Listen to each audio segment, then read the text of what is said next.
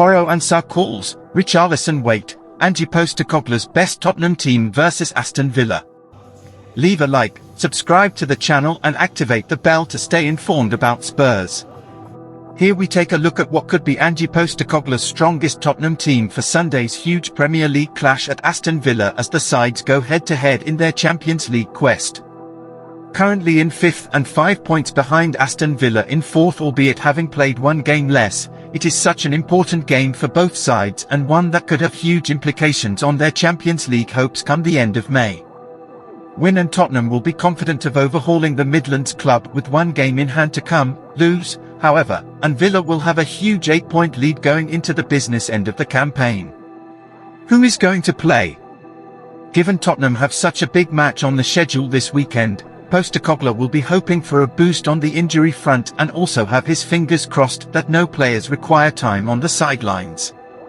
Pedro Porro could be one player who could potentially make his comeback, especially with the Spurs head coach revealing in his pre-match press conference before the Crystal Palace game that the right-back is probably another week away from returning to action. Postecoglou will also be hoping that more .Sign is in a position to start after having an issue with his back since returning from the Africa Cup of Nations. That in turn will leave the 58-year-old with a big decision to make over the youngster and Rodrigo Bentancur in the middle of the park.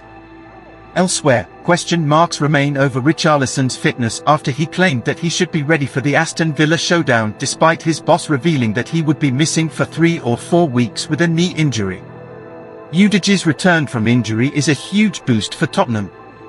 Discussing the state of play with Udige exclusively with Tottenham News, Dr. Bro, a doctor in physical therapy and a sports scientist, said, as his injury was not too serious, it may just have been inflammation in the knee which can certainly persist for a couple of weeks. He played the full 90 minutes recently and that's not necessarily an indicator of him being back to his pre-injury levels of fitness. And you, Tottenham fan, what do you think of the players' returns for this clash against Aston Villa? Leave your opinion in the comments.